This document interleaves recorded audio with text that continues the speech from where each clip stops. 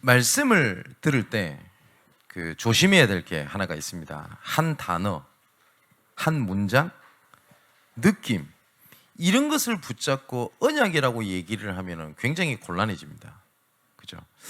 그러려면 우리가 조금 세 가지 흐름 속에서 주시는 말씀을 조금 찾아야 됩니다. 이 흐름이란 말을 조금 다른 말로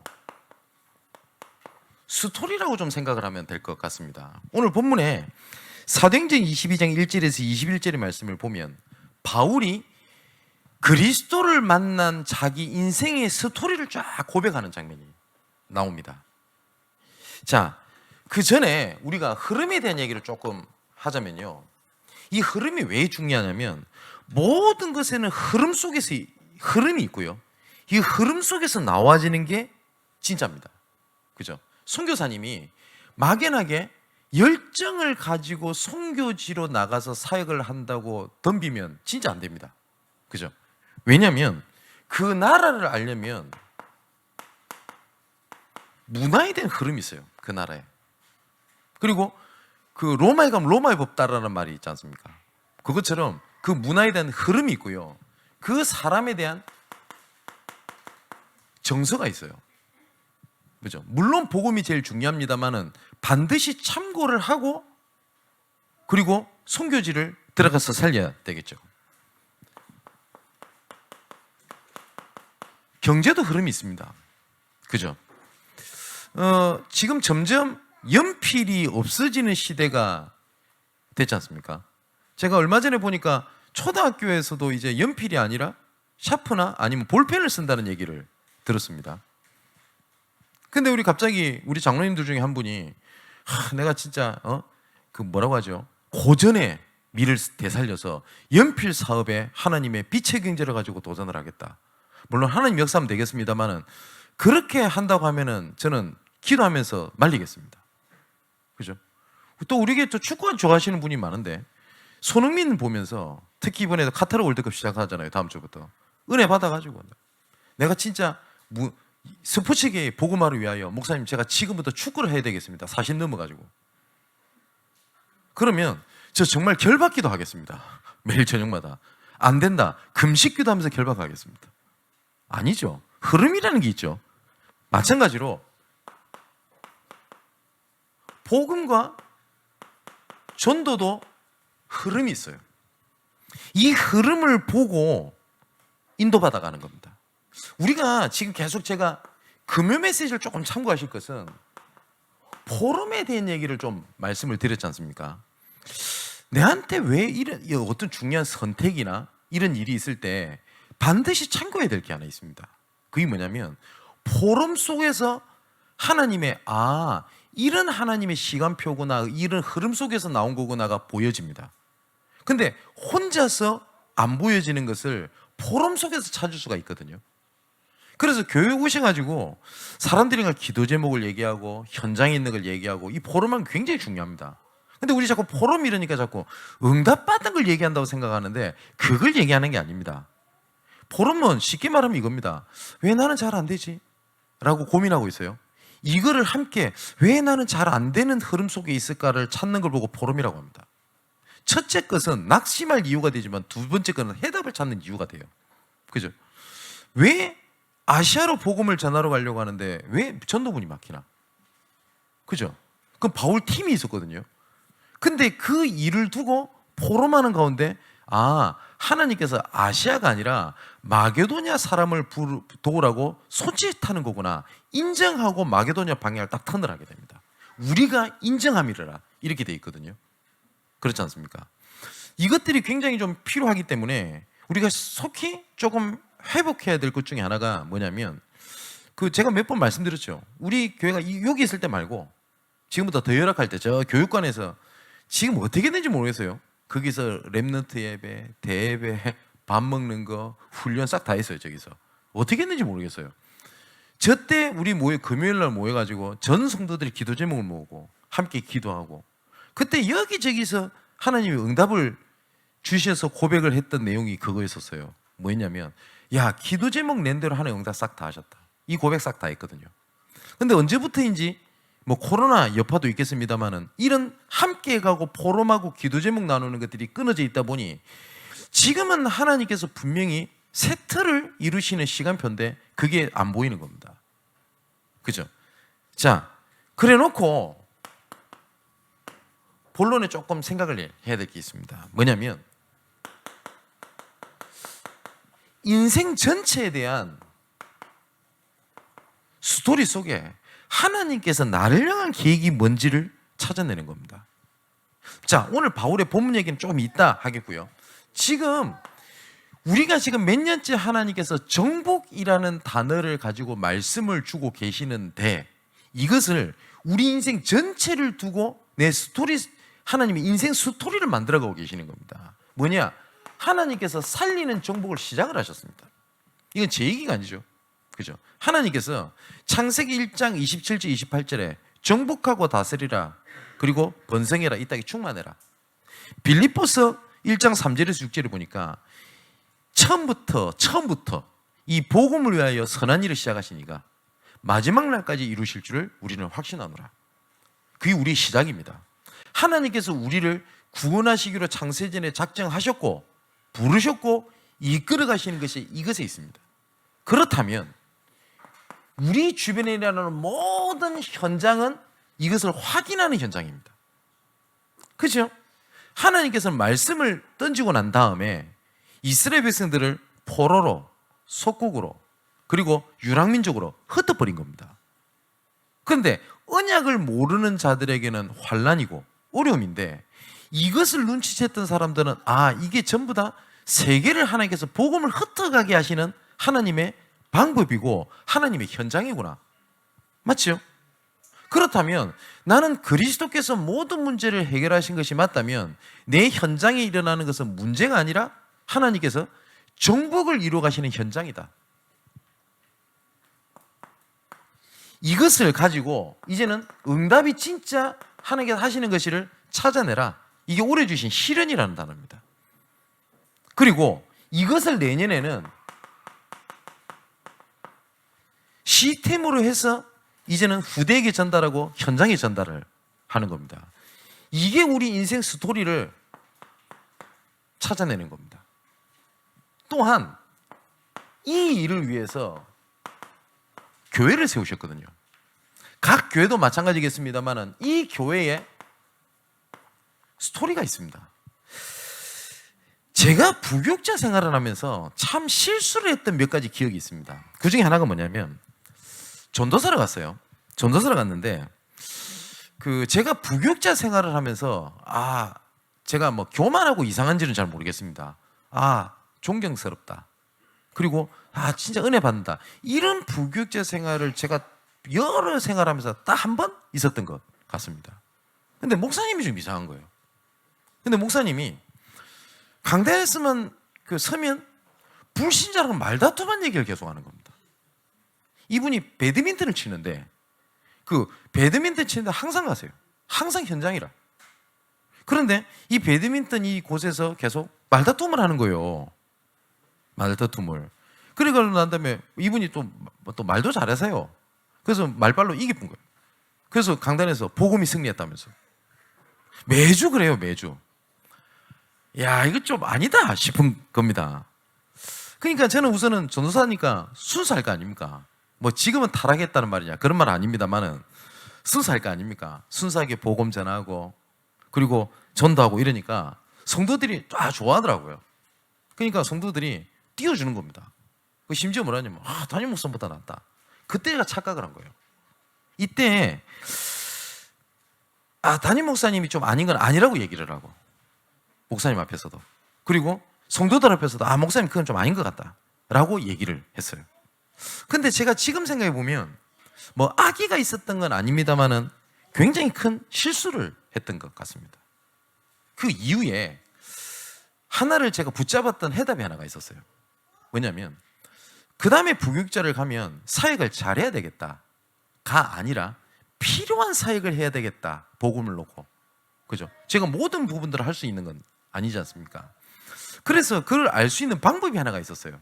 그게 뭐냐면 제가 부목사로 또 제가 지시를 받고 이렇게 갔는데 그걸 파악을 해야 될 거 아닙니까? 그래서 뭐 했냐? 뭘 사역을 했던 것도 아니었어요. 담임 목사님의 모든 메시지를 다 들었어요. 심지어 신방도 따라갔습니다. 일부러. 뭐 목회를 배워야 되겠다 이런 게 아니라 그냥 따라갔어요. 이거를 한 6개월 정도 들으니까 아, 목사님께서 뭘 원하시는갑다. 그리고 목사님의 방향이 뭐다. 이것 조금 알겠대요.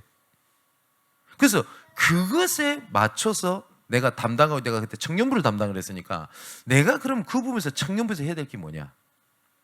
그럼 부목사니까 기간만 맞는 게 아니잖아요. 그럼 교회에서 해야 되는 것이 뭐냐? 이런 것들을 본 겁니다. 그리고 아, 이 교회가 이런 하나님의 응답 속에서 세워졌구나. 이런 걸 아니까 그 흐름 스토리 속에서의 나지. 맞죠? 교육자니까. 근데 많은 교육자들이 교육자 생활하면서 힘들어하는 걸 제가 다 되게 많이 봤어요. 그러다 보니까 이해는 됩니다. 이래서 어렵고 저래서 어렵고 라고 얘기를 하는데 저는 하나님이 증인이신데 뭐 목사님 중에 이상한 분 많았어요. 어떤 분은 뭐라고 얘기를 하냐, 그리스도께서 모든 문제 해결하신 게 아니래요.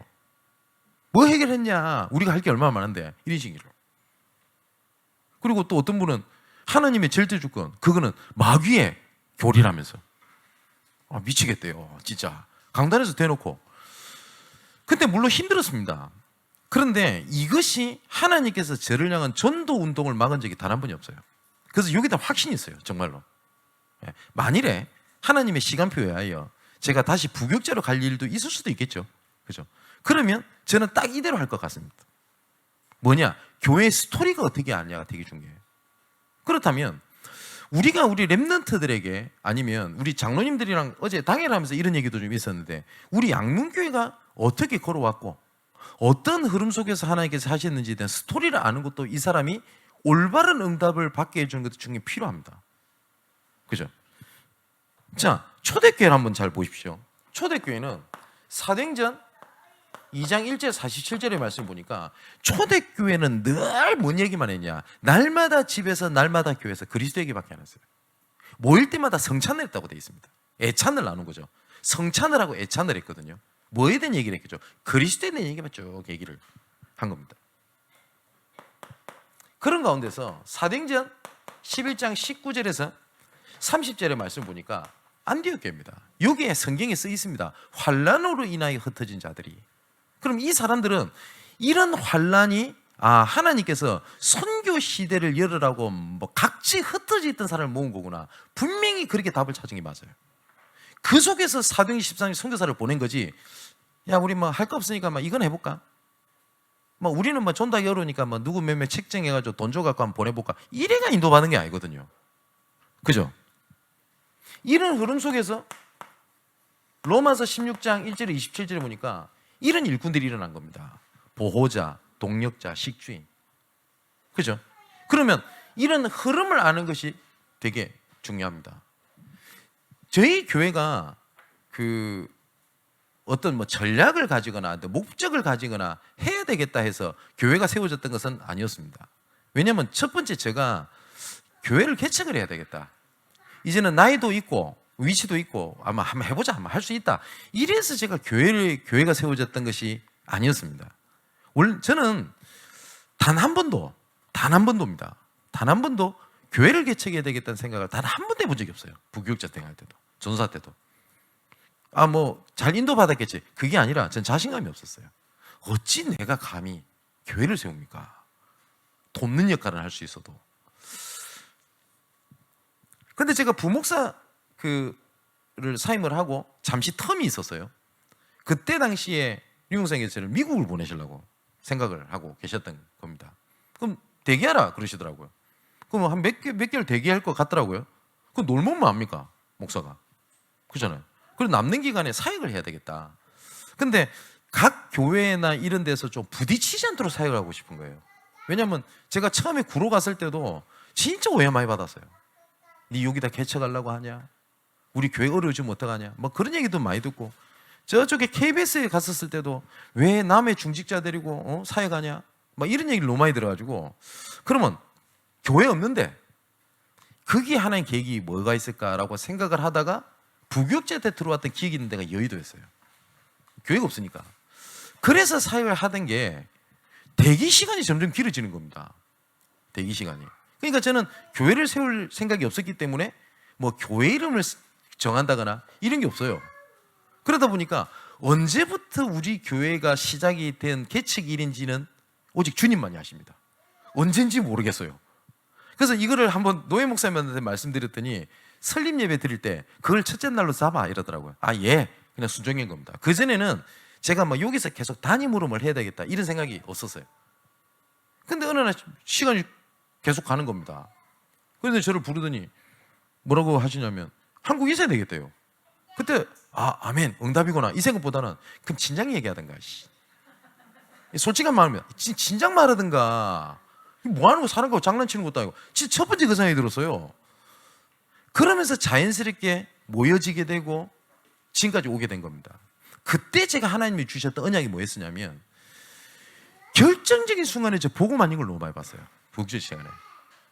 그래서 복음만 말하고 복음만 붙잡고 복음만 증거했더니 모든 것은 하나님께서 책임지시더라. 그래서 교회는 이것도 필요하고 저것도 필요하고 이것도 필요하고 저것도 필요하고 교육할 것도 많겠지만 뭐든지 복음보다 앞서는 건 하지 않겠다. 이게 제 중심이었어요. 그리고 교회가 재정이 어려우니까 경제 축복이라는 명목하에 저는 절대 경제 얘기를 그런 식으로 헌금 얘기를 하지 않겠다. 아마 우리 장로님들 오래 계신 분 알 거 아닙니까? 제가 지금까지 사용하면서 메시지 때 헌금 얘기를 거의 한 적이 없을걸요. 아실 거 아닙니까? 그리고 무조건 현장 뛴다. 그 흐름 속에서 주신 겁니다. 그렇기 때문에 일반 교회에서 이렇게 하기 때문에 우리도 이렇게 해야 되고 수요 예배를 이렇게 드렸기 때문에 수요하고 이렇게 해서 세워진 건 단 한 가지도 없습니다. 그죠? 그 속에서 하나님께서 현장 속에서 세워졌던 그 스토리가 있을 거 아닙니까? 그죠? 그렇다면 우리 교회 부교육자들 계속 오겠지요.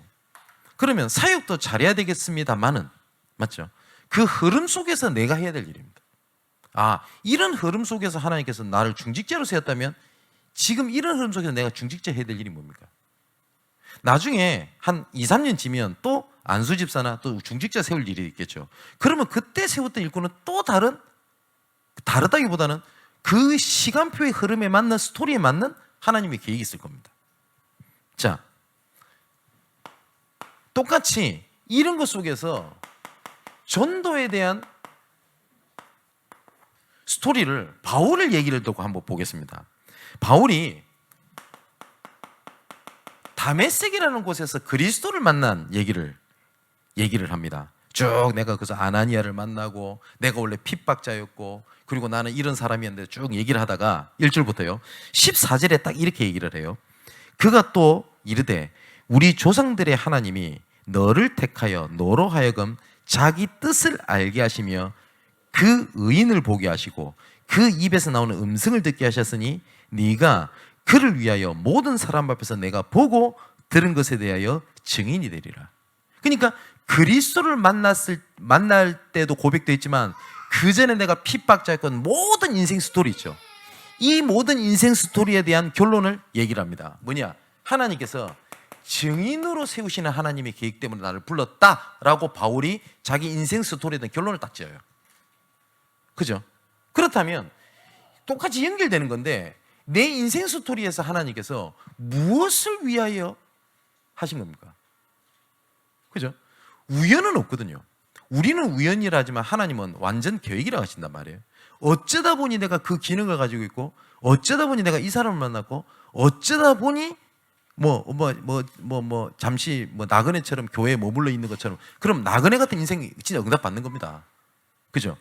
근데 바울은 이 모든 인생 스토리를 딱 얘기하면서 뭐라고 얘기를 하냐? 증인이다 라고 얘기를 하고요.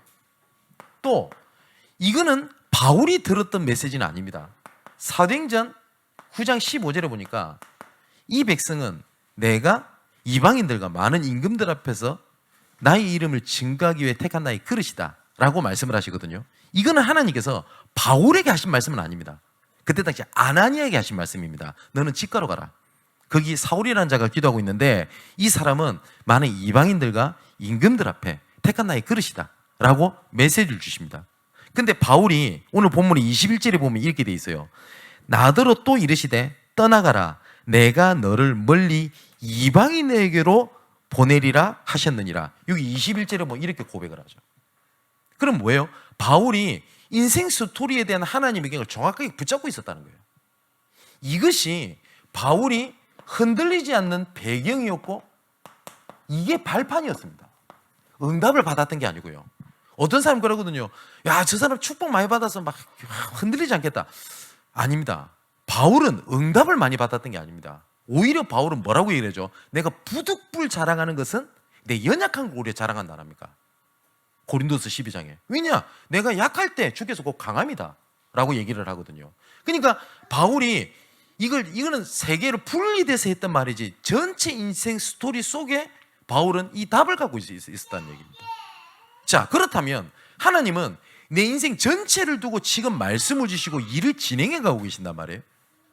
그런데 아까 소론을 말씀드렸던 것처럼 이 문제에 대한 응답 뭡니까? 이거 붙잡고 말씀 계속 보고 맞나요? 틀린 거예요.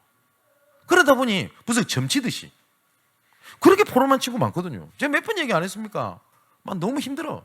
기도 좀 딱 폈더니 뭐야, 내 본토 치즈 아비집을 떠나래. 에이씨 때리치아프를 한다. 때리치아프고 응답 받았다고. 그럼 됩니까? 누가 그랬다 안 합니까? 인생이 힘들어 죽겠는데 막 죽을 삐까야 돼. 성경이나 펼쳐봐. 딱 펼쳤더니 가룟 유다가 목매달아 죽으니라 이리 나온 거예요. 죽으란 말인가? 그 기분 찝찝하잖아요. 한 번 더 했대요. 딱 펼쳤더니 빨간 글씨가 이렇게 딱 눈에 보니까 믿음이 없는 자들아 하시며 예수께서 꾸짖으시니라. 기분 더럽잖아요. 에이씨 한국은 3세파이다. 딱 펼쳤더니 뭐라고 나오냐? 네 믿음대로 속히하라. 그럼 자살하는 말입니까 그거를? 그러니까 말씀을 그런 식으로 붙잡으면 안 되잖아요. 무슨 점치듯이. 인생 전체를 두고 바울이 그 스토리를 알았다는 얘기거든요. 자, 그 말은 내 삶 전체에 대한 그림을 갖고 있었다는 거예요. 이것을 우리가 굳이 하기를 5가지 기초다라고 설명을 하는 겁니다. 내가 살아야 될 거 아닙니까? 그걸 보고 다락방. 우리 만남 속에 하나님의 계획이 있습니다. 그냥 좋은 만남이 아니라 이 사람을 향한 전도 계획이 뭐겠냐 보는 거거든요. 그걸 보고 팀 사역. 제자들을 어떻게 세울 겁니까? 그리고 가정을 어떻게 살려야 되겠습니까? 미션홈. 내가 가진 업은 어떻게 해야 됩니까? 전문교회. 내가 살고 있는 지역은 어떻습니까? 지교회. 이거는 전도 전략이기도 하지만 내 삶에 대한 답이기도 합니다. 그죠? 이게 바울의 인생 스토리였어요. 결론입니다. 조금 내가 이런 스토리를 발견하는 작은 결단을 조금 하셔야 됩니다. 답은 간단합니다. 교환이 있으니까 내가 조금 말씀 스케줄을 가지는 거예요. 말씀을 이제 듣는다가 아니라 조금 시간과 내용을 정해놓고 말씀을 듣는 것도 되게 좋습니다. 어떤 모습이든지. 어떤 분은 출퇴근할 때 메시지를 듣는다라는 분도 있어요. 출근할 때 2부, 퇴근할 때 2부라. 이렇게 하는 것도 있습니다. 저 괜찮은 방법입니다. 근데 내가 좀 오늘 들어볼까? 시간 들어볼까? 이런 거 말고 그것도 듣는 거겠지만 좀 스케줄을 좀 가지시라. 그리고 모든 일 속에 기도에 대한 좀 스케줄도 좀 짜시고요. 3번째, 전도 스케줄 짜는 겁니다. 이 전도 스케줄 짜는 것은 응답과 열매가 없어서 상관없어요. 이 속에 있는 게 응답입니다. 근데 이쯤 되면 이런 생각이 들 겁니다. 딱 말씀, 기도, 전도 매주 듣는 얘기 또 하네? 이런 생각이 들 수 있잖아요. 그럼 이런 질문이 들 수 있을 겁니다. 이것 받고 없습니까? 이것 말고 진짜 해답은 없습니까? 라고 물으신다면 이거 외에는 없습니다. 잠언 1장 9절 11절 이렇게 되어 있습니다. 이미 있던 것이 후에 다시 있겠고 이미 한 일을 후에 할지라 헤아려는 새 것이 없다 그랬어요. 하나님께서 하나님의 자녀를 부르셔서 하나님의 자녀를 이끌어 가시는 방법이 복음의 흐름 속에 말씀의 흐름, 그 속에 단, 성막, 성전, 교회의 흐름 속에 있게 하셨어요. 항상 어떤 새 것이 있는 게 아닙니다. 야, 획기적인 치유의 방법이 나왔다. 없습니다. 그런 거. 성경에 뭐라고 되어 있냐? 헤아려 새 것이 없다. 무엇을 가리켜 이르기를 보라. 이것이 새 것이라 할 것이 있으랴. 우리가 있기 오래전 세대들도 이미 있었느니라. 그죠? 또 이전 세대들이 기억됨이 없으니 장래 세대도 그의 세대들과 함께 기억됨이 없으리라. 헤아려 새 것이 없어요. 이 답은 근본은 이거 외에는 없어요. 그럼 이것을 내가 어떻게 나의 것으로 만드냐가 키거든요. 그래서 금요 메시지 때 좀 말씀 안 드렸습니까? 바울이 로마서를 시작할 때 하나님의 복음으로 말미암아 택하심을 받은 나 바울은 이렇게 고백합니다. 이 복음을 하나님의 복음 이렇게 고백을 해요, 처음에. 근데 16장에 들어갔을 때 마지막 결론은 뭐라고 얘기를 하죠? 쭉 복음에 대한 부분들 정리하고 난 다음에 마지막에 뭐라고 합니까? 나의 복음은 딱 이렇게 고백합니다. 앞뒤가 안 맞잖아요. 처음에는 바울이 하나님의 복음으로 말미암아 택하심을 입은 나 바울은 이렇게 고백했던 바울이 나머지 복음에 대한 부분을 쫙 정리를 합니다. 제가 로마서를 개인적으로 제일 좋아하는 부분이기도 합니다. 맨 끝에 뭐라냐? 나의 복음은. 하나님의 복음이 여러분의 나의 복음이 되기를 주님의 이름으로 축원을 드립니다. 이걸 보고 스토리, 다른 말로는 흐름이라고 합니다.